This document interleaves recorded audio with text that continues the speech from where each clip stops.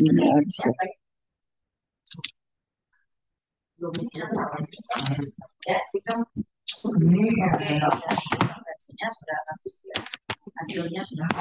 Ini kelompok ini judulnya apa sih?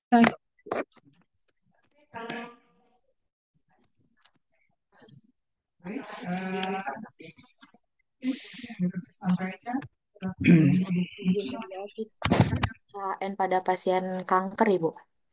Oke, ya. Baik, kita langsung aja menghemat waktu karena hanya 1 jam. Tolong diatur moderator ya, dan pasti insya Allah Anda setelah menguasai apa yang akan Anda presentasikan ya. Silakan kepada moderator untuk ambil alih dan tolong temennya.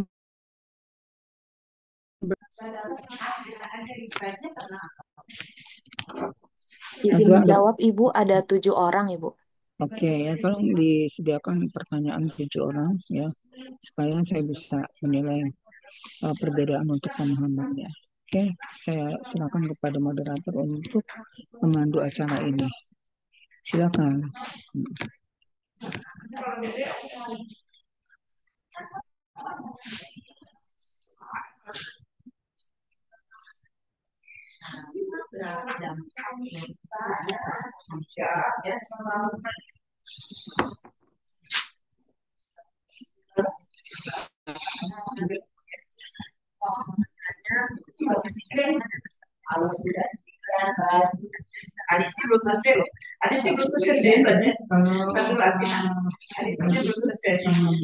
Yuk, silakan dan lama-lama.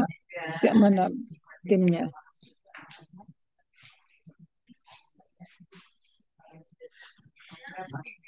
Ya, 4A ya, silakan.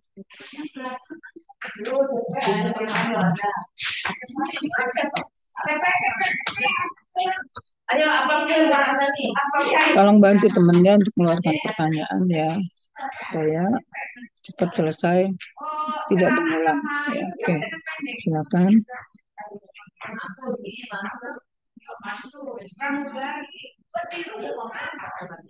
Baik, Ibu, izin memulai, Ibu.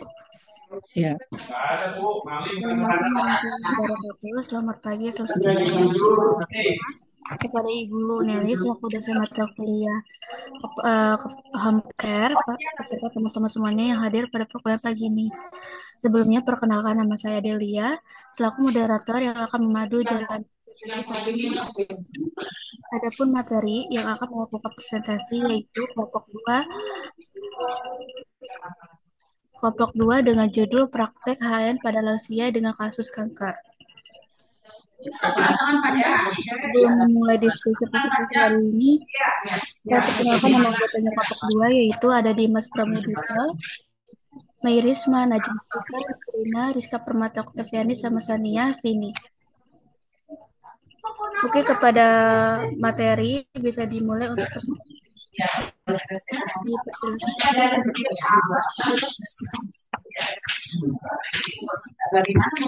Bentar, Ibu catat dulu.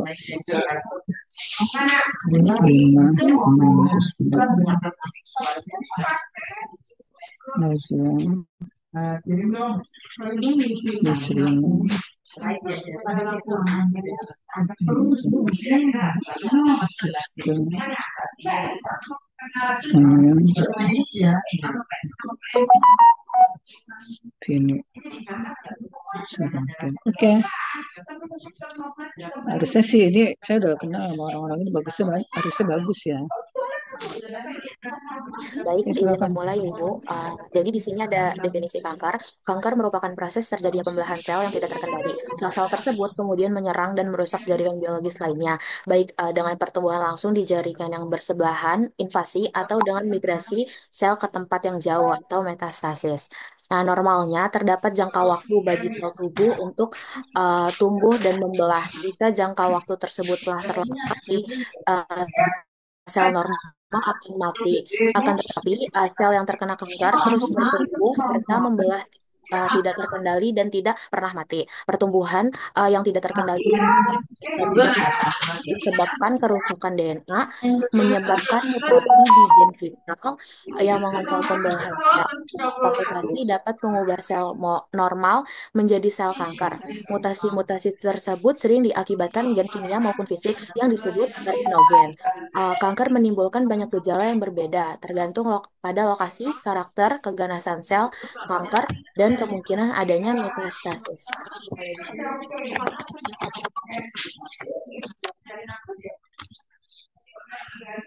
Selanjutnya di sini ada faktor resiko kanker pada usia. Yang pertama, semakin tua usia seseorang, semakin besar pula risiko terjadinya kanker. Pada umumnya, kanker muncul di usia lebih dari 50 tahun. Akan tetapi, hal ini tidak menutup kemungkinan bahwa juga dapat terkena penyakit kanker. Selanjutnya ada tembakau atau rokok. Produk tembakau termasuk rokok sudah terbukti meningkatkan resiko kanker secara umum. Orang yang berhenti merokok akan menurunkan resiko terkena kanker dibandingkan orang yang terus merokok, walaupun orang ini sudah merokok sejak bertahun-tahun yang lalu. Selanjutnya ada sinar matahari. Paparan sinar radiasi ultraviolet ini juga sudah terbukti menyebabkan kerusakan kanker kulit. Hal ini juga ternyata dapat meningkatkan resiko terkena kanker kulit. Sinar matahari saat tidak terik sekitar jam 3 sampai 10 pagi itu sangat baik untuk pembentukan vitamin D. Akan tetapi pada saat terik sekitar jam 12 siang sampai jam 1 siang itu sinar ultraviolet ini yang ada pada pagi hari bersifat sangat merugikan. Pada jam-jam ketika sinar matahari sangat terik ini dianjurkan untuk menghindari paparan sinar UV dengan menggunakan proteksi, misal pakaian tertutup atau sunblock. Selanjutnya ada radiasi ionisasi. Sama halnya dengan sinar UV, radiasi ionisasi ini juga bisa menginisiasi terbentuknya sel kanker. Salah satunya sinar ionisasi ini dihasilkan dari pembangkit listrik, tenaga nuklir, ronsen, dan radioaktif. Yang bisa menjangkau jarak yang sangat jauh. Selanjutnya, zat kimia, orang dengan pekerjaan tertentu dapat mengalami peningkatan risiko kanker. Contohnya ini barang-barang yang misalnya pekerja yang berhubungan dengan cat, terus pekerja konstruksi yang menggunakan zat kimia, misalnya asbes, benzena, kadmium, dan fluorida. Pekerja SPBU yang terus eh, menerus mencium uap bahan bakar minyak bumi. Selanjutnya ada hormon. Kelebihan hormon estrogen dan kekurangan hormon progesterone bisa meningkatkan resiko terbentuknya kanker.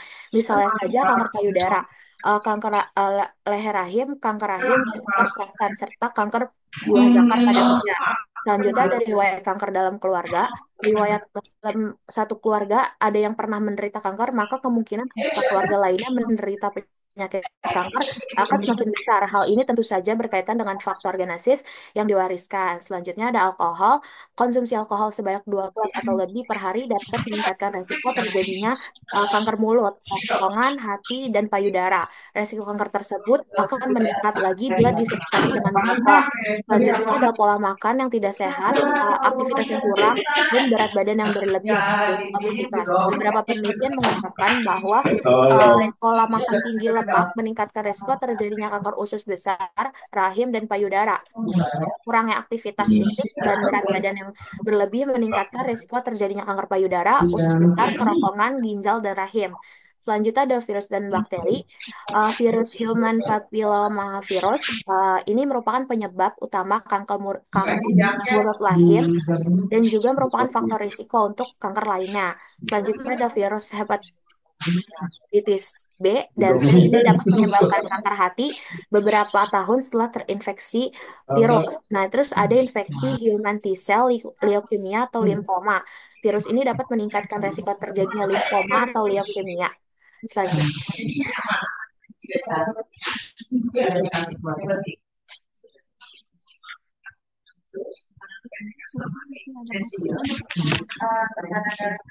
Menurut Tom et al. Tahun 2003 dalam merasakan melakukan penelitian mengacu pada perawatan yang dilakukan secara profesional gitu di rumah. Nah, di rumah ada pasien ya yang mencakup berbagai kegiatan dari perawatan preventif sampai akhir kehidupan.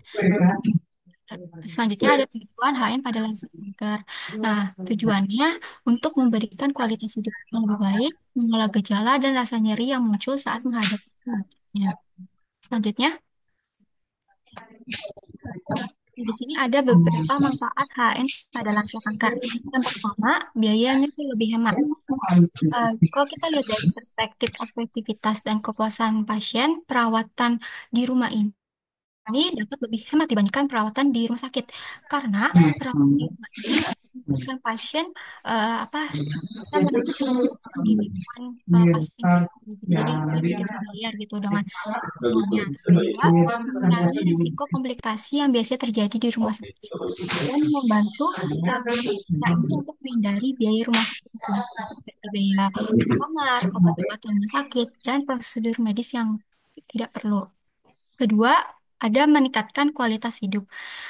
Eh, Home care pada lansia ini kan tetap tinggal di rumahnya, yang mana dia tuh dapat memberikan perlindungan secara emosional dan psikologis para pasien itu.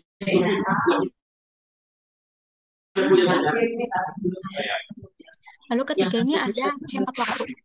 Nah, perawatan di rumah ini bisa untuk menerima kebutuhan yang disesuaikan dengan rutinitas lansia. Nah, dia ada jadwal kunjungan rumah sakit yang padat atau bahkan nggak perlu antri lagi. Nah, ini bisa menjadi hambatan lansia itu sendiri untuk mengikuti rencana pengobatan yang telah ditentuin. Dengan adanya home care ini, lansia ini lebih mudah mengikuti rencana pengobatan sesuai dengan kondisi dan kebutuhan pasien. Apalagi kalau misalkan ada yang sibuk, nah maka home care ini dapat mengatur jadwal kunjungan itu sesuai dengan sesuai lagi dengan kebutuhan. Lalu kita ada ini akses lansia ke rumah sakit. Nah, bagi pasien terutama lansia atau keluarga yang tinggal jauh dari rumah sakit, ini sering di rumah sakit ini menjadi tantangan besar.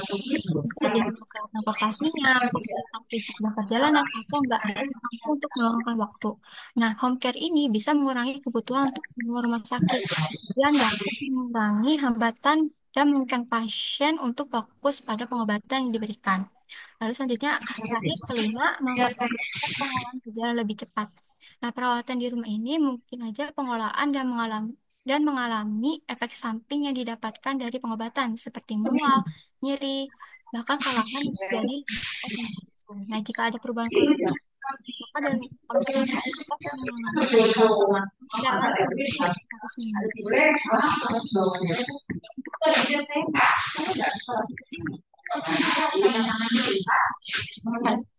Dan di rumah ada manajemen itu lansia mengalami nyeri yang hebat, baik itu akibat penyakit itu sendiri atau dari pengobatan seperti ini sangat penting agar yang kedua ini ada keterbatasan fisik. Kanker dan kesehatan ini bisa menyebabkan kelelahan yang sangat besar serta penurunan mobilitas. Jadi keterbatasan fisik ini lansia ini kesulitan melakukan aktivitas sehari-hari seperti makan, sosial, terisolasi secara sosial. Lansia atau mengalami kesulitan mempertahankan hubungan sosial yang positif untuk jangka waktu yang lama. Lansia yang dirawat di rumah sering merasa terisolasi karena mereka tidak dapat berinteraksi.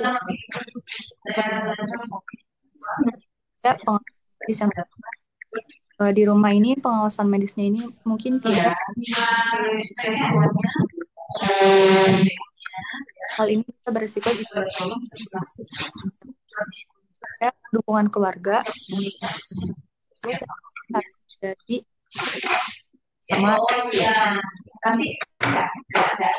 tidak siap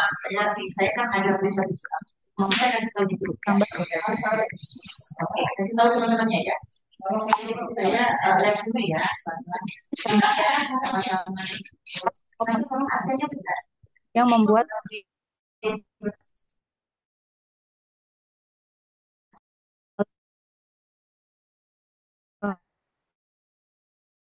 yang bertujuan untuk mengurangi gejala dan meningkatkan kualitas hidup tanpa penyembuhan holistik melibatkan perawatan medis, psikologis, dan sosial. Selanjutnya, selanjutnya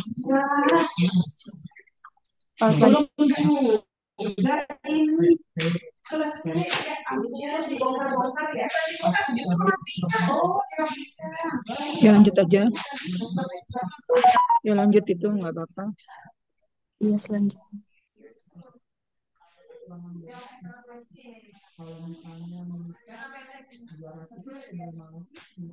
Langsung ke klien, ke asap bisa nggak?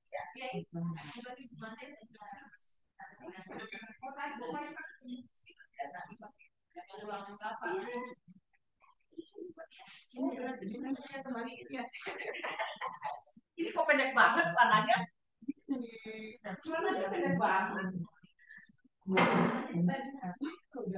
Oke lanjut. Ya. Ya, silakan. Kasus saja langsung. Baik Bu, saya lanjutkan. Untuk kasus ini, Nyonya M berusia 65 tahun, memiliki diagnosa kanker payudara stadium lanjut atau stadium 4 dengan metatasis ke tulang dan hati. Nyonya M telah menjalani operasi mastektomi pada payudara kanan 3 hari yang lalu dan masih membutuhkan perawatan luka mastektomi di rumah. Usai menjalani operasi mastektomi, Nyonya M masih merasakan nyeri di area operasi.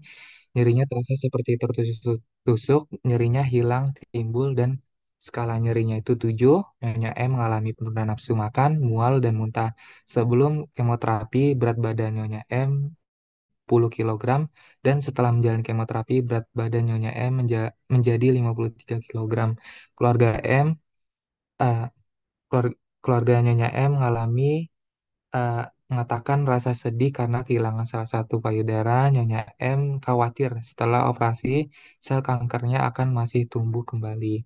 Nyonya M tinggal bersama anak dan cucunya di rumah mereka, namun anaknya bekerja full time dan kesulitan memberikan perawatan penuh waktu. Oke, next.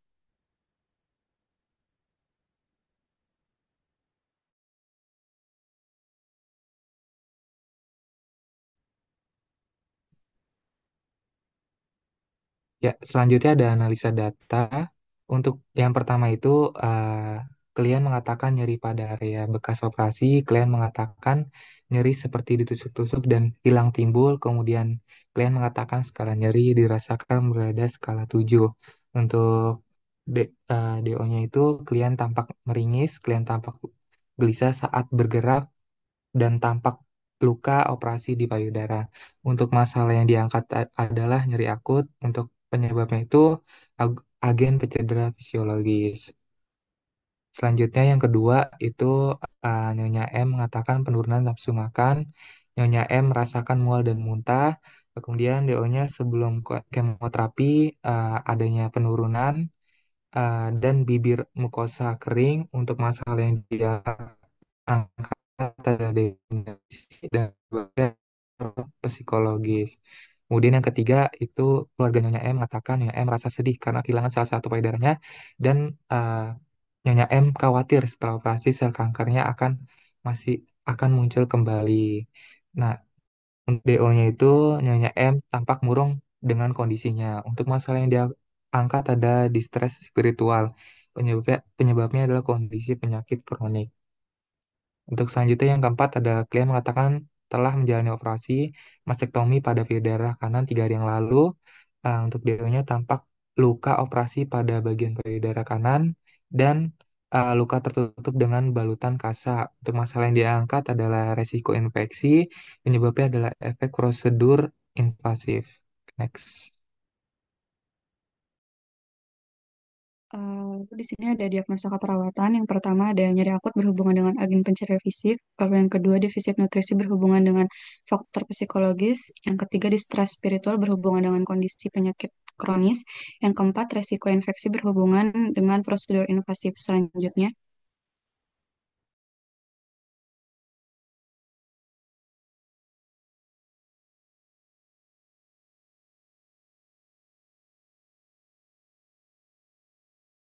Lalu di sini ada intervensi keperawatan, diagnosa pertama nyeri akut. Ini intervensi keperawatannya ada terapi farmakologis, nyeri sedang pada nyeri yang sedang diberikan dengan obat opioid lemah seperti tramadol dan kodein. Dosisnya adalah 50-100 mg setiap 8 sampai 12 jam untuk tramadol dengan dosis maksimal 400 mg per hari. Untuk kodein dapat diberikan 120 sampai 360 mg setiap 3 sampai 4 jam. Terus terapi non farmakologinya ada terapi musik dan terapi guided imagery selanjutnya. Di sini ada SOP terapi musik, bisa dilihat ya teman-teman. Selanjutnya, lalu juga di sini ada SOP terapi guided imagery, bisa dilihat ya teman-teman. Selanjutnya, lalu di sini ada diagnosa kedua dengan defisit nutrisi, intervensi perawatannya. Yang pertama, terapi farmakologis ini menggunakan golongan antiemetik sebagai terapi CNV, itu meliputi antagonis reseptor 5 sampai 5 HT3, lalu NK1, antagonis dopamin, kortikosteroid, benzodiazepin, dan antihistamin. Antagonis reseptornya ini 5 H3 yaitu ondansetron. Lalu ada terapi non farmakologisnya ini untuk mencegah mual dan muntah dapat diberikan aromaterapi. Yang pertama ini menganjurkan kalian untuk menghindari makanan manis, gorengan, makanan berlemak, dan makanan yang terlalu ekstrim baunya. Lalu menganjurkan untuk mengkonsumsi 6 hingga 8 porsi kecil makan per hari. Yang ketiga, memilih makanan kering yang tidak berbau, misalnya biskuit, roti panggang, sereal kering. Lalu yang keempat, menganjurkan makanan lunak dan rendah lemak seperti puding, tapioka, dan makanan dingin lainnya yang dapat ditoleransi dengan baik ketika pasien mengalami mual. Selanjutnya, Eh, jadi selanjutnya ada SOP pemberian aromaterapi minyak jahe untuk terapi farmakologisnya. Jadi aromaterapi jahe ini tuh salah satu aromaterapi yang dapat menurunkan intensitas mual dan muntah pada pasien yang sedang menjalani hemodialisis dan termasuk terapi non farmakologi bagi pasien yang ada di kasus kelompok ya. Jadi tujuannya ini untuk mengurangi keluhan mual dan mengatasi muntah pada pasien. Lalu untuk alat bahannya ini ada aromaterapi minyak jahe sama tisu. Selanjutnya, lalu untuk langkah-langkahnya ini seperti biasa kita memperkenalkan diri dulu kepada pasien, menjelaskan tujuan dan tindakan yang dilakukan, lalu cuci tangan 6 langkah, atur posisi pasien senyaman mungkin, lalu bisa diteteskan aroma terapi jahe kepada tisu, lalu anjurkan pasien untuk menghirup aromaterapi jahe ini selama kurang lebih 10 menit. Nah, lalu setelah itu kita bisa melakukan observasi kembali setelah 30 menit. Setelah 30 menit pemberian aromaterapi tersebut, lalu rapikan alatnya, lalu evaluasi kembali untuk mual muntah pasien setelah diberikan aromaterapi jahenya. Selanjutnya, selanjutnya untuk diagnosa yang ketiga itu ada distres visual. Untuk intervensinya ini ada relaksasi otokot progresif. Untuk prosedurnya dilakukan kurang lebih selama 10 menit dengan 15 gerakan. Yaitu yang pertama mengepal kedua tangan dan meregangkan jari ke arah atas, melatih otot bicep dengan mengangkat kedua bahu, lalu mengerutkan dahi dan memejamkan mata, mengatupkan rahang dan bibir dimonyongkan, lalu merilekskan otot leher dan menekan dagu ke arah dada, perut ke dalam, melatih otot paha dengan untuk intervensi yang kedua ini ada terapi spiritual emotional freedom teknik.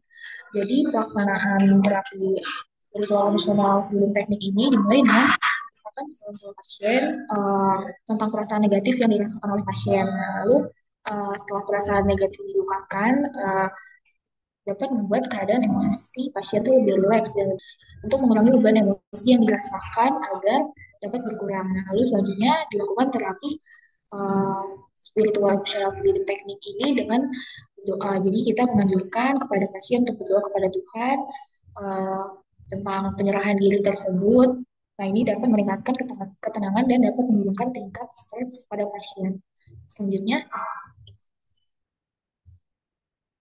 lalu selanjutnya di sini ada kolaborasi dukungan keluarga.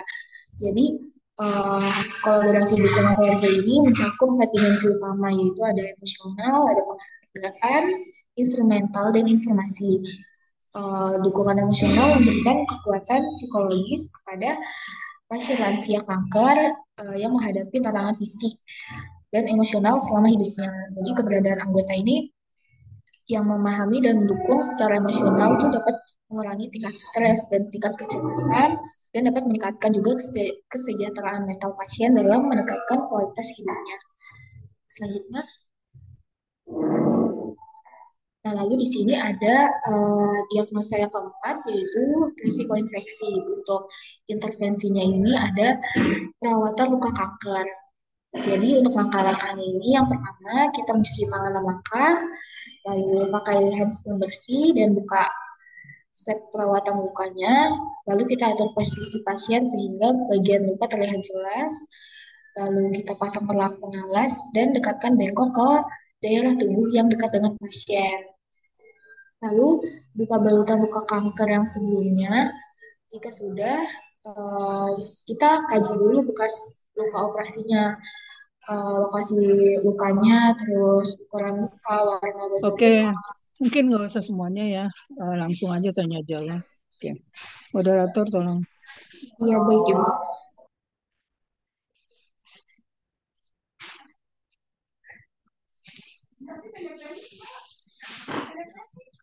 Ya, silakan.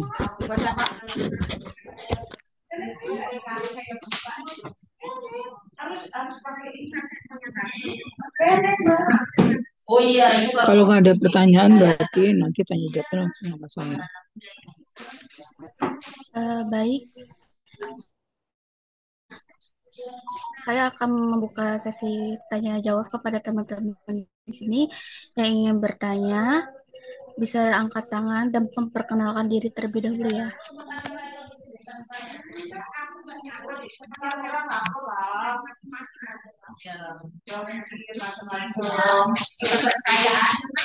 Yuk, Rizky silakan nanya, Rizky Hairun.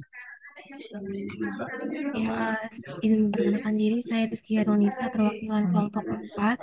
Izin bertanya, bagaimana cara kita sebagai perawat home health nursing dapat memastikan bahwa lansia dengan kanker di rumah ini bisa menerima perawatan sesuai dengan kebutuhannya jika semisal anggota keluarganya tidak bisa selalu standby di rumah dan tidak ada caregiver di rumah. Terima kasih. Terus ya. Baik, kepada Farda, dipersilakan.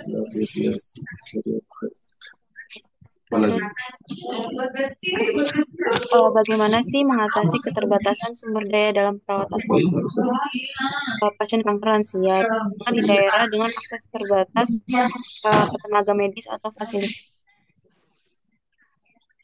Keterbatasan layanan ya di daerah. Iya, Ibu. Oke, yang ketiga. Baik, kepada Novia, dipersilakan. Sebelumnya, perkenalkan saya Novia Syarify, perwakilan dari kelompok 3, ingin pasien kanker payudara di rumah ini kan memerlukan perawatan yang komprehensif menurut keterampilan apa sih yang paling penting bagi seorang HN dalam memberikan perawatan kepada pasien kanker payudara? Terima kasih. Yang penting apanya nih? Kurang jelas tadi, Ibu. Keterampilannya, Ibu.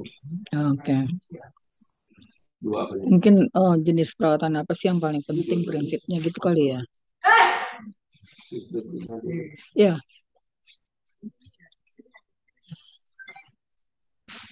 Ya, izin masuk. Ya, silakan. Izin perwakilan dari kelompok 1. Pada kasus kelompok tadi kan dijelaskan kalian telah mengalami.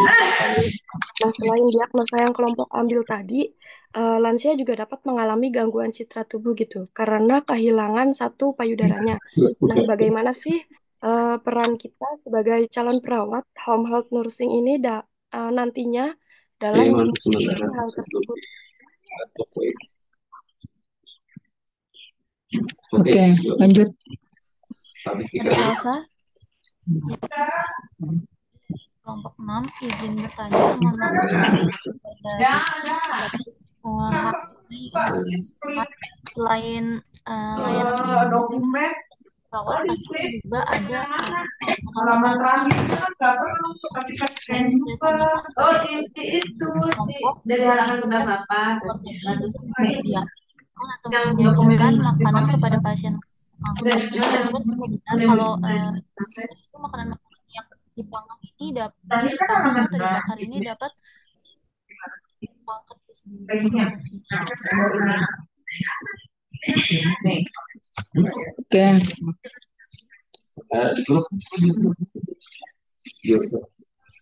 Dua lagi.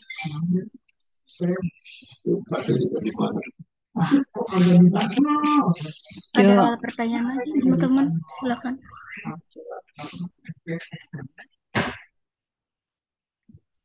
Nggak bisa. Rizka kelompok ya Rizka. Rizka kelompoknya. Iya, izin ibu kelompok.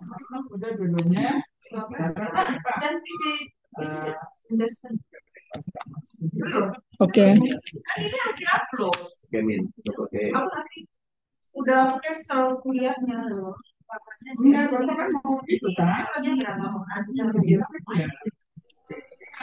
Ada yang ingin bertanya lagi kepada kelompok 2?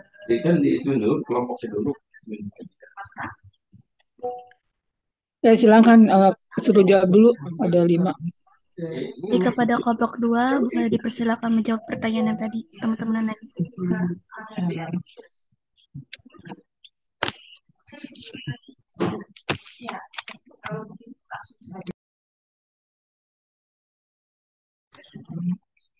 Oh, silakan.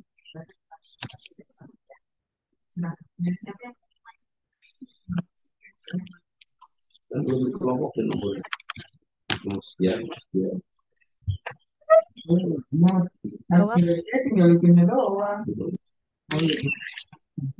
Jadi pertanyaannya itu bagaimana cara mengatasi daya home care untuk kanker ya, terutama di daerah yang akses. Jawabannya itu untuk mengatasi keterbatasan kita konsultasi medicine itu via daring atau telenursing. Jadi teknologi telemedicine ini pasien di daerah terpencil ini mendapat sekitar atau mereka dapat nasihat tanpa rumah sakit. Jadi itu jawab siapa nih, Serina apa Pini? Pini, Bu. Oke. Ya, selanjutnya juga bisa pendidikan dan pelatihan keluarga. Jadi keluarga yang menjadi pengasuh utama ini tuh diberi pelatihan tentang perawatan dasar untuk mengelola rasa sakit, cara mencegah infeksi dan pemberian obat. Ini juga bisa membantu untuk mengurangi ketergantungan pada tenaga medis profesional yang sulit diakses ini.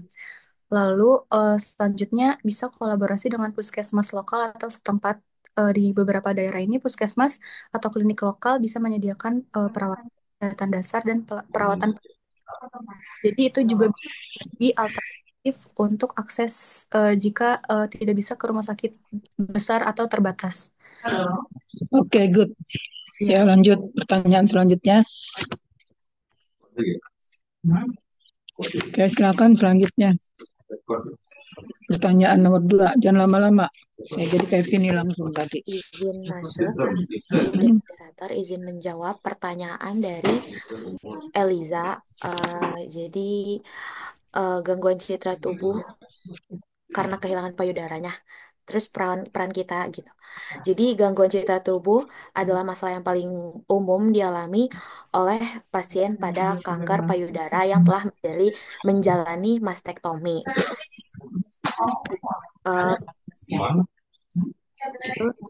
Peran perawat dalam Nih, yang pertama, dengarkan dengan empati ketika pasien mengungkapkan perasaan sedih, marah, atau frustasi yang dialami oleh Saya pasien. nggak lihat kalender 12 kan. Selanjutnya, pastikan aman dan nyaman eh, bagi perasaan tanpa takut dihakimi. Nah, terus selanjutnya jelaskan bahwa perasaan negatif yang dialami oleh lansianya ini atau pasiennya ini adalah baik dan banyak dialami oleh pasien lain. Selanjutnya, mengajak pasien untuk bergabung dengan kelompok pendukung atau komunitas kanker lainnya. Jadi, mereka bisa saling sharing pengalaman mereka tuh, agar mereka juga nggak merasa sendirian gitu. Lanjut selanjutnya itu membantu pasien melakukan hal-hal yang positif dalam dirinya yang tidak terkaitan dengan penampilan fisiknya.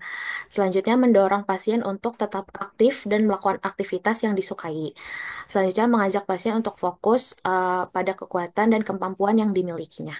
Sekian jawaban dari kelompok. Ya, bagus ya dikembalikan, Kak. Bagaimana kamu waktu belajar tentang jiwa pada pasien dan gangguan citra tubuh ya, terutama ini salah satu prinsip dasar yang harus kamu lakukan pada dukungan emosional Eh, pasien ya gitu. Nah, ini bentuk implementasinya itu ya, nggak sama soalnya, ada yang biasa-biasa aja, ada yang lain, tapi dukungan itu harus ada pada pasien dengan HHN ya gitu. Sama yang telemedicine juga tadi itu udah ada sekarang ya gitu. Oke, lanjut. Untuk pertanyaan berikutnya atau gini ya. Ibu ke belakang lu sebentar. Kebelet pipis ya jujur aja. Nah, kamu lanjutin dulu dengan pertanyaan, dikumpulin dua lagi. Ya kasihan yang belum jawab, yang belum ada.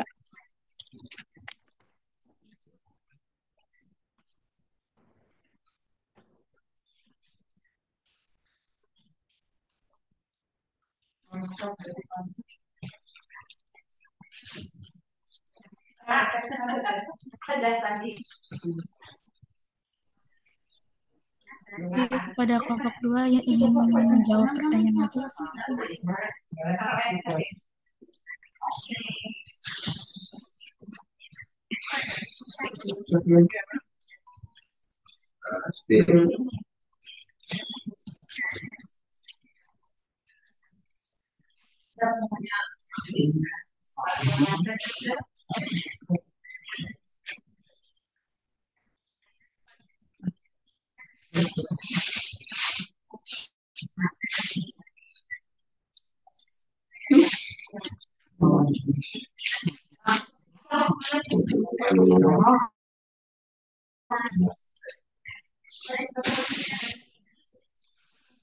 Kalau sama itu ada yang bukan kerjaan.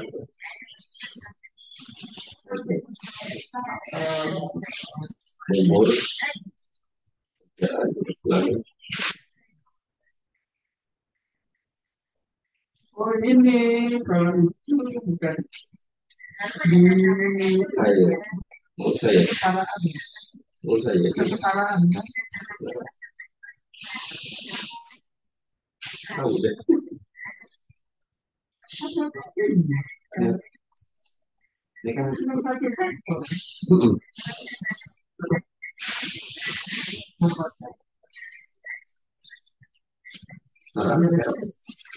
Dari dalam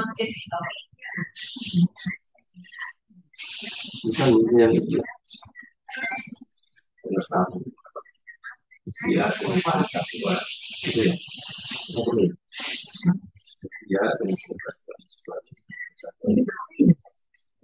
Ya, bukan itu ya. bukan. Kenaikan doang. Cukup aja gitu aja ya. Iya. Kita Thank you. nggak perlu hubungan ya. Signal kan? Ini. Bulan-bulan.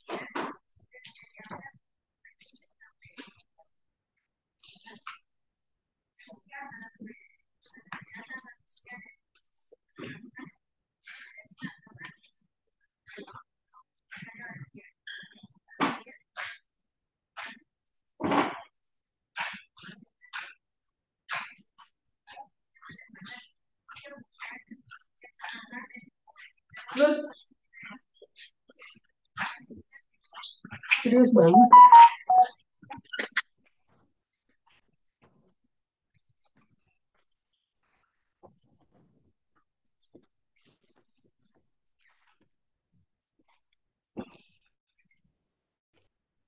Oke, yuk kita lanjut ya. Udah lengkap pertanyaannya? Dipersilakan Gali menjawab pertanyaan. Ya, izin bertanya ya, moderator. Bagaimana peran perawat HEN yang harus kita lakukan untuk meningkatkan kualitas hidup lansia setelah pasien diagnosa kanker payudara? Terima kasih.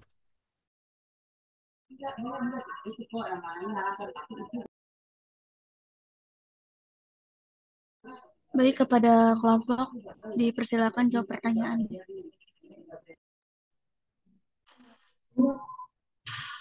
Izin masuk,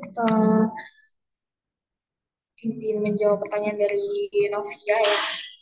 Jadi pertanyaannya itu ada perawatan pasien kanker payudara di rumah memerlukan perawatan yang komprehensif. Menurut kelompok, keterampilan apa yang paling penting bagi seorang home health nurse dalam memberikan perawatan pada pasien kanker payudara?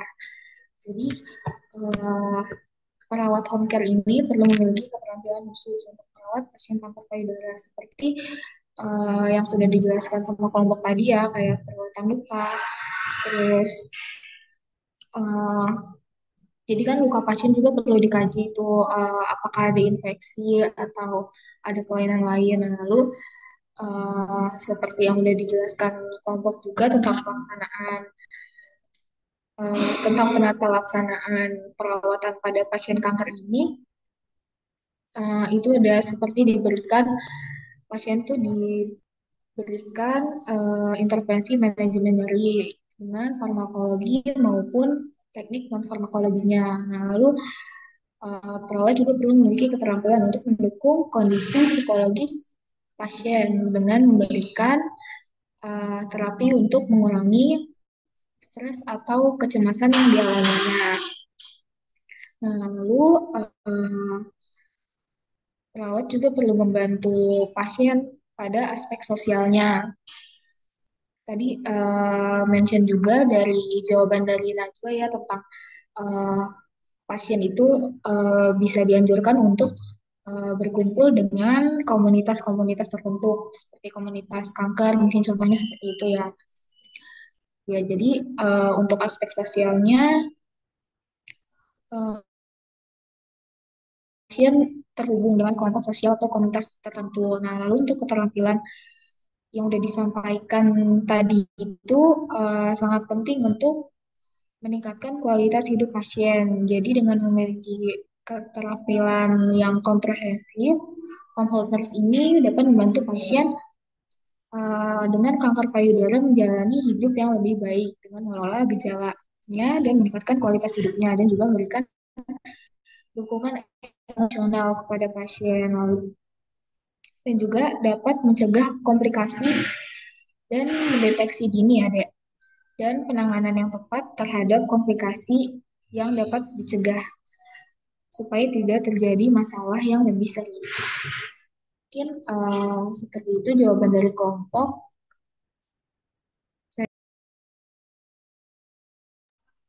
Baik, terima kasih. Terus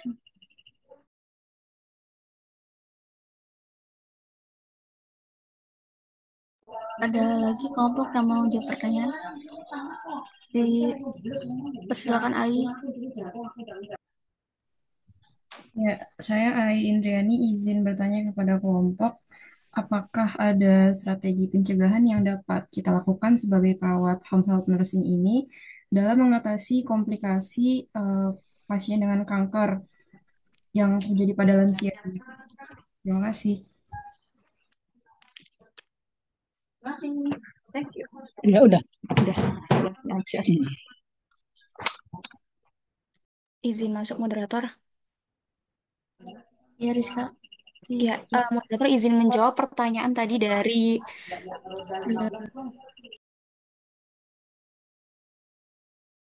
Rizky Hairul Nisa. Tadi kan Nisa nanya ya, gimana sih cara kita sebagai perawat HAN itu tuh bisa memastikan bahwa lansia kanker yang di rumah itu bisa menerima perawatan yang sesuai gitu dengan kebutuhannya. Semisal keluarganya ini nggak ada waktu gitu untuk standby di rumah, terus nggak ada caregiver. Jadi tadi udah sempat dimention juga jawaban kelompok kita bisa memanfaatkan teknologi yang namanya dating. Jadi kita bisa manfaatkan jarak jauh gitu, komunikasi jarak jauh. Jadi kita bisa tahu nih lansia itu butuh perawatan apa gitu. Jadi kita juga bisa lebih memaksimalkan tindakan yang kita lakukan ke lansia. Lalu yang kedua kan tadi kan misalkan lansia tersebut tuh tidak memiliki caregiver atau perawat ataupun yang jagain lansia gitu di rumah. Jadi kita bisa nganjurkan kepada keluarga untuk menghadirkan caregiver kepada lansia. Karena misalkan lansia ini sudah berada di kanker yang stadium akhir gitu. Lansia ini kan butuh perawatan yang tidak melulu mandiri gitu. Perlu dilakukan kolaborasi antara dukungan keluarga maupun dukungan dari caregiver untuk lebih meningkatkan kualitas pada lansia kanker ini. Lalu yang ketiga itu kita bisa kolaborasi gitu dengan kader atau masyarakat setempat gitu. Jadi kita bisa kolaborasi misalkan kita bisa minta tolong kader untuk melihat gitu kondisi lansia tersebut gitu. Jadi kita bisa tahu, kita bisa mantau sebenarnya perawatan atau kebutuhan apa yang dibutuhkan lansia tersebut. Lalu selanjutnya kita selain itu bisa juga ajarkan lansia gitu eh, perawatan atau manajemen apa yang kita bisa lakukan. Misalkan untuk manajemen nyeri maupun manajemen stres, kita bisa ajarkan relaksasi. Misalkan untuk manajemen nyeri, kita bisa ajarkan relaksasi napas dalam maupun kalau misalkan stres tadi sudah dijelaskan oleh kelompok, kita bisa ajarkan relaksasi otot progresif yang baik seperti apa. Lalu gimana kita bisa maksimalkan tindakan-tindakan itu kepada lansia gitu. Untuk melakukan itu, kita juga bisa mengajarkan lansia secara mandiri gitu, tidak melulu misalkan tidak ada anggota keluarga gitu. Selain ada dukungan keluarga, kan kalau misalkan kesehatan itu bisa berasal dari dirinya sendiri gitu. Jadi dalam dirinya ada apa? Ada keinginan untuk mandiri untuk sehat, kita bisa maksimalkan tindakan itu. Seperti itu. Terima kasih. Ya bagus ya. Nah tadi yang untuk sebetulnya kalau yang untuk tadi yang sebelum Rizka siapa Nisrina ya. Nah kalau misalnya dia lansia terus dia gitu apa aja yang dibutuhkan, yang penting kita udah informasikan bahwa prinsip komponen-komponen yang harus diberikan itu sama yang dikatakan Rizka. Jadi komponen apa aja misalnya di situ, baik itu komponen pengelolaan luka ya. Cuman kan kalau Rizka di titik tekanannya, kalau misalnya nggak ada nih keluarga, udah bagus ya tadi ada kerjasama dengan kader, kemudian menggunakan tele tadi ya gitu misalnya. Tapi yang lebih jelas adalah bagaimana Anda kecerdikan Anda menggunakan memanfaatkan apa yang ada di lingkungan. Pasti kader itu ada ya.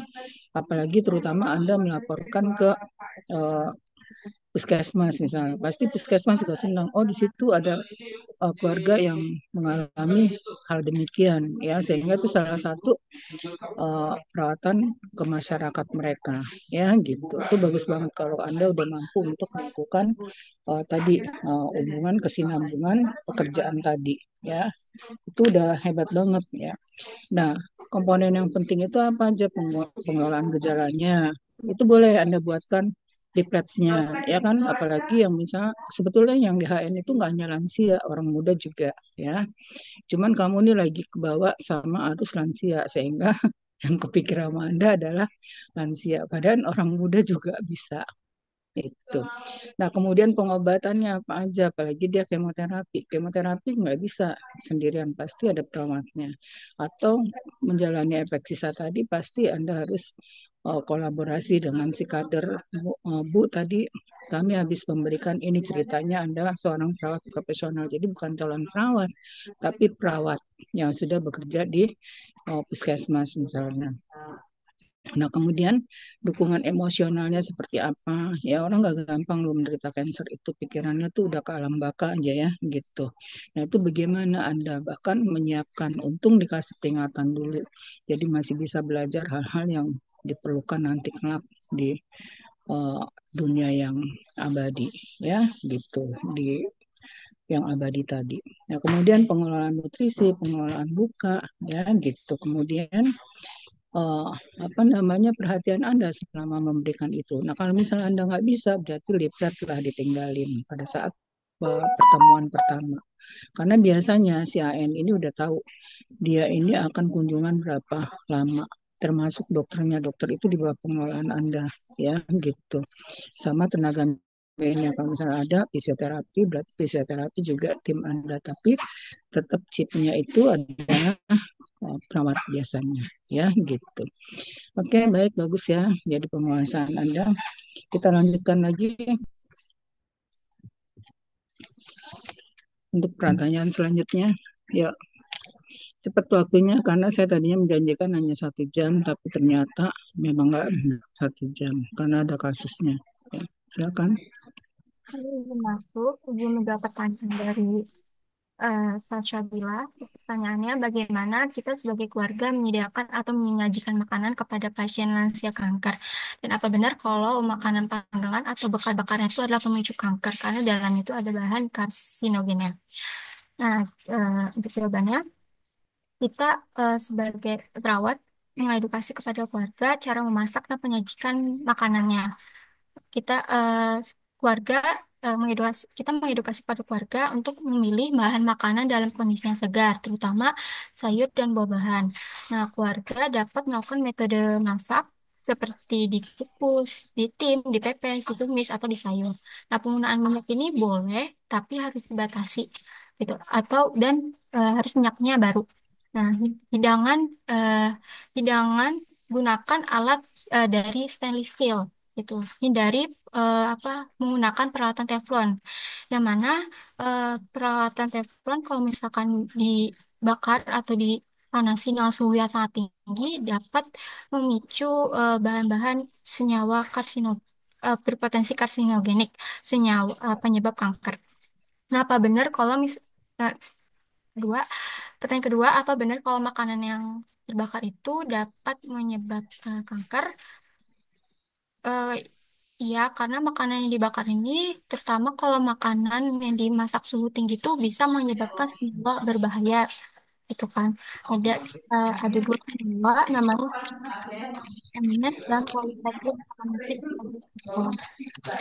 Dua itu bisa menghasilkan asap dan mengandung zat berbahaya tersebut. Terima kasih. Ya, terima kasih. Bagus ya. Jadi kamu memang mengedukasi tentang makan makanannya, karena termasuk juga daging-dagingan itu daging-dagingan yang seperti apa yang boleh dan yang tidak boleh, ya gitu. Nah, terus bahkan terus mau cara mengolahnya yang seperti apa yang boleh dan tidak boleh. Ya betul tadi teflon. Dan banyak kita tuh sekarang misalnya kayak Sasa, ya kan cepat saji, terus udah gitu nggak sempat masak ya gitu. Nah, orang zaman dulu angka kanker masih rendah, sekarang udah semakin meningkat tanpa disadari. Tadi teflonnya sendiri juga bermasalah, ya gitu. Oke, nah penting kamu udah sadar sekarang bagaimana mengimplementasikan ke pasien dan mengimplementasikan ke keluarga Anda sendiri. Ya gitu. Paling enggak kalau kurang di Anda kan coba berapa kepala ini, 40 berapa. Kalau 40 sekian ini udah tidak menggunakan cara tadi masak tadi, minyaknya tidak sampai 7 kali pakai atau 5 kali pakai sampai hitam ya. Nah, berarti udah menghindari untuk terjadinya proses cancer ya gitu. Nah, untuk selanjutnya boleh juga kita konsultasi ke ahli gizi atau ahli gizinya kita bawa, mau nggak bergabung di HHN gitu ya. Kalau yang jelas bayarannya nggak tinggi, ada sekian persen dari jiwa dokter itu ada mau untuk gratisnya atau harga minimalnya ya. Oke, sama Anda, kalau Anda sih nggak usah diomongin lagi, orang nggak minta ngasih ya, mudah-mudahan masih ada jiwa itu. Oke, baik, lanjut, bagus ya, lanjut. Ya, izin masuk moderator, izin menjawab pertanyaan dari Galih. Tadi bertanya bagaimana peran perawat untuk meningkatkan kualitas hidup lansia setelah didiagnosa kanker payudara. Yang pertama ini, perawat melakukan pengkajian kebutuhan holistik, melakukan pengkajian awal dan berkala terhadap kondisi fisik, mental, dan emosional lansia, lalu juga pengkajian lingkungan rumah untuk memastikan keamanan dan kenyamanan lansia dalam menjalani perawatan, lalu juga melakukan manajemen gejala dan nyeri, seperti mual, muntah, kelelahan, atau nafsu makan yang menurun. Lalu juga perawat memberikan obat sesuai instruksi dokter, memantau efek samping, serta memberikan teknik non-farmakologis untuk mengurangi nyeri, lalu juga membantu mengatur jadwal pengobatan dan terapi. Lalu perawat juga edukasi kepada lansia dan keluarga mengenai penyakit kanker, perjalanan pengobatan, dan cara merawat diri di rumah. Lalu juga memberikan dukungan emosional untuk mengatasi stres, kecemasan, atau depresi. Lalu juga mengajarkan strategi perawatan diri seperti menjaga kebersihan luka, pola makan yang sesuai, dan latihan fisik ringan. Lalu juga koordinasi dengan tim kesehatan. Perawat sebagai penghubung antara lansia, keluarga, dan tim medis seperti dokter onkologi, ahli gizi, terapis. Lalu juga melaporkan perkembangan atau perubahan kondisi pasien kepada dokter untuk evaluasi lebih lanjut. Lalu juga perawat melakukan dukungan psikososial dan spiritual. Lansia dengan kanker sering mengalami isolasi sosial dan kehilangan semangat hidup. Nah, perawat ini membantu dengan menjadi pendengar yang baik, mendorong lansia untuk tetap berinteraksi dengan keluarga atau komunitas, dan memberikan dukungan spiritual sesuai keyakinan pasien. Lalu juga membantu keluarga dalam proses perawatan, termasuk memberikan panduan tentang perawatan paliatif jika diperlukan. Lalu perawat juga melakukan pendampingan di akhir kehidupan. Biasanya ini untuk lansia dengan kanker stadium lanjut. Perawat ini memberikan perawatan paliatif yang berfokus pada kenyamanan, mengurangi penderitaan, dan menjaga martabat pasien di akhir hidupnya, lalu juga membantu keluarga untuk menghadapi proses duka dengan memberikan informasi dan dukungan yang diperlukan. Lalu juga perawat melakukan advokasi untuk lansia, yang dimana memastikan bahwa lansia mendapatkan perawatan yang layak, lalu juga akses terhadap sumber daya kesehatan dan perlindungan hak-hak mereka. Sekian, apakah sudah terjawab, Gali? Ya sudah, makasih Meng.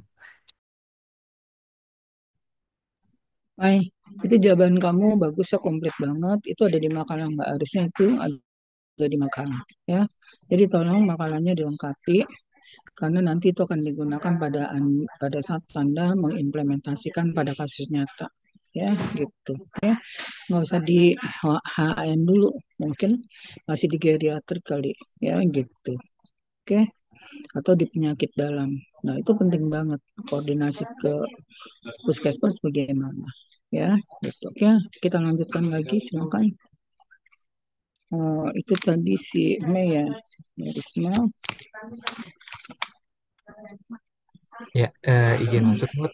Izin menjawab pertanyaan terkait AI, yaitu mengenai apakah ada strategi pencegahan komplikasi kanker pada lansia. Izin menjawab untuk strateginya sendiri itu yang pertama adalah penilaian geriatri komprehensif atau yang disebut CGA.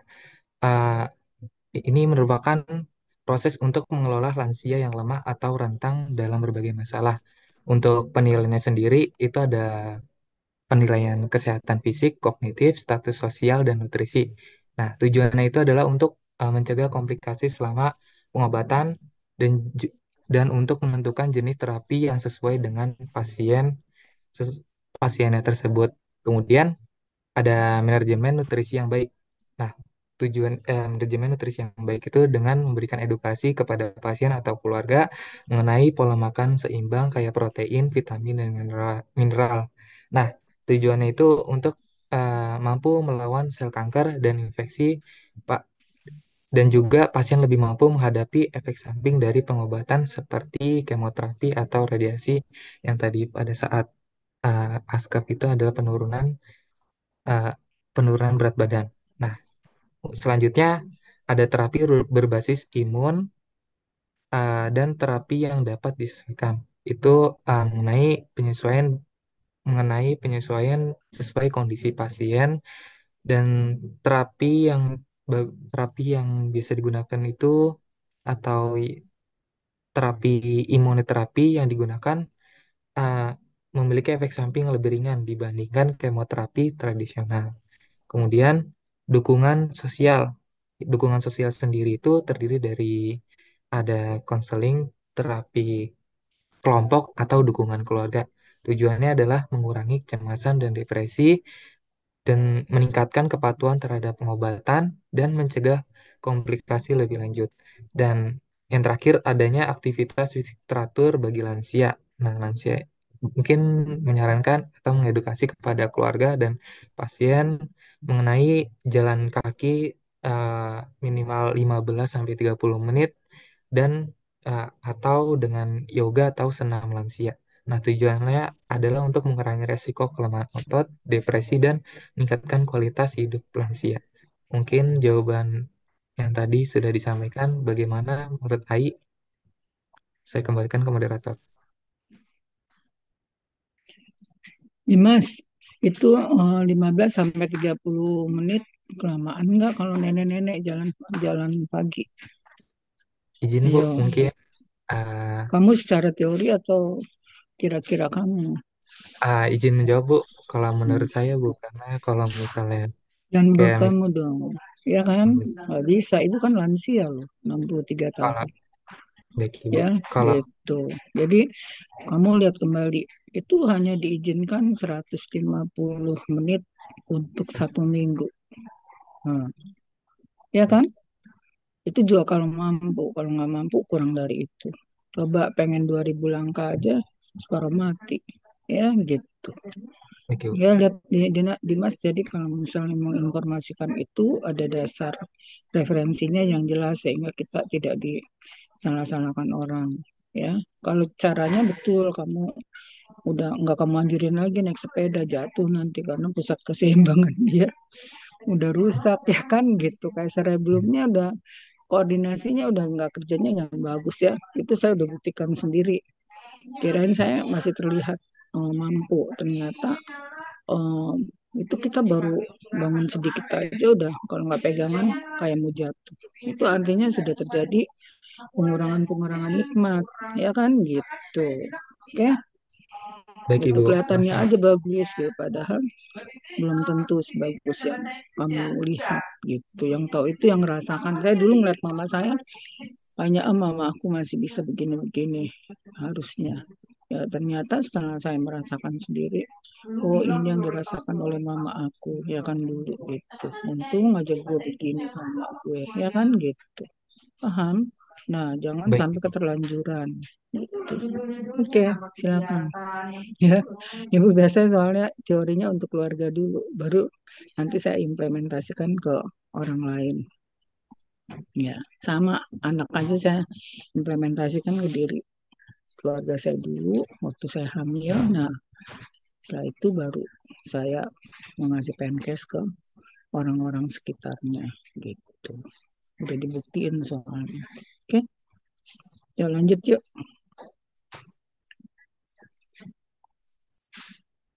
Udah semua?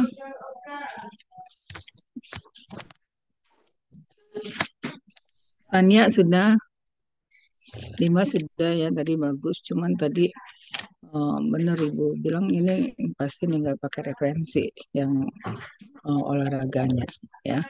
Nah kemudian Merisma udah, Najwa udah, Nisrina tadi udah ya. Nah kemudian Rizka juga sudah. Sania tadi udah belum nggak Sania? Udah, Ibu. Udah ya kan. Beni Sarwatul udah nomor nomor satu kamu jawabnya. Oke, baik. Kalau tidak ada lagi, masih ada pertanyaan nggak? Nah, begini kalau presentasi ya, jadi betul-betul menguasai, terus diimplementasikannya sesuai kenyataan yang ada. Jadi jangan muluk, tau-taunya nggak sesuai gitu. Oke, baik Ibu rasa cukup. Terima kasih kepada Anda. Kasih aplaus dulu coba teman-temannya. Ya, nah, oke. Nah, semoga yang lainnya juga sama menghasilkan yang bagus ya karena penugasan ini memberikan kesempatan Anda untuk mendapatkan angka 4 kalau Anda berusaha maksimal ya gitu. Makanya serius dalam penugasan jangan asal-asalan ya gitu. Baik sampai sini mohon maaf ada yang kurang berkenan. Ibu akhiri, terima kasih moderator ya, jika dengan baik. Assalamualaikum warahmatullahi wabarakatuh. Selamat pagi. Waalaikumsalam. Udah ditunggu soalnya Mbak B. Ibu. Bu izin untuk Ya, SS dulu Ibu. ya silakan. Ya, untuk slide pertama. Hmm. Untuk Salsabila Naila bisa on cam.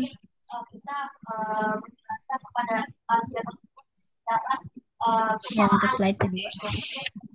Ya, baik, sudah Ibu. Ya, makasih ya. Yuk, assalamualaikum. Izin Ya, live terima ya. kasih. Terima kasih. Waalaikumsalam.